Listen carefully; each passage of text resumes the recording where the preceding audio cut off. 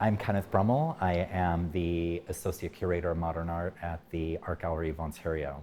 Le Soup is a complicated painting. When we sampled the painting, one of the samples contains 13 layers of pigment.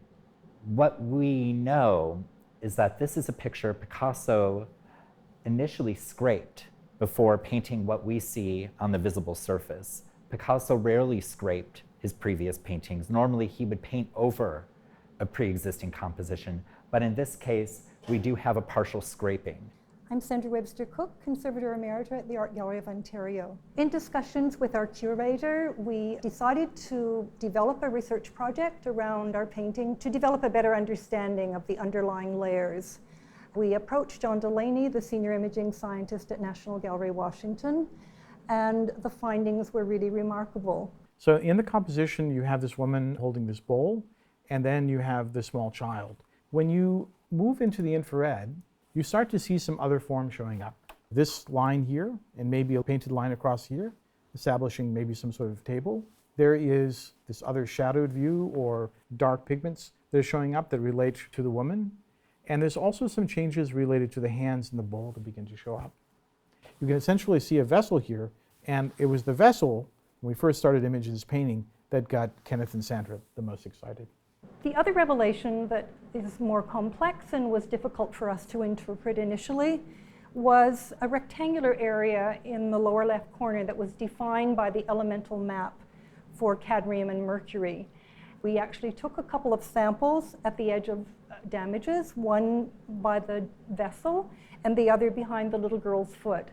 And we were able to determine that that layer, only in that defined area, is yellow underneath.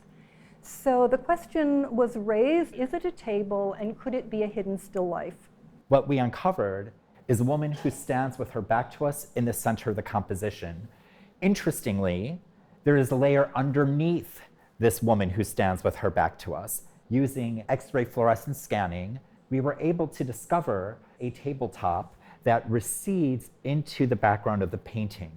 When we had that information, we were able to correlate it with the infrared reflectance spectroscopy of John Delaney, who uncovered a jug that is situated in the space between these two figures.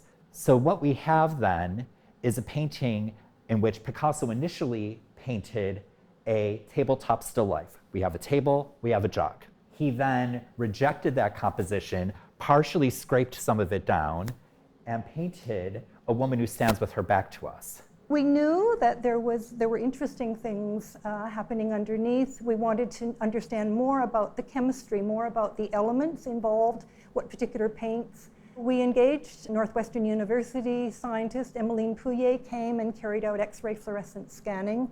We see in the elemental maps iron and cadmium. Picasso had painted another bowl with a different shape, and he subsequently moves it up and makes it more rounded.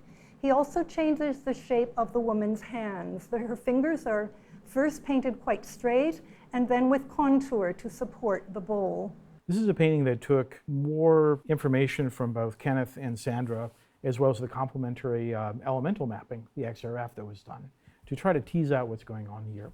I think for me, the privilege to work with Sandra was invaluable. It's that partnership between the conservator and the scientist.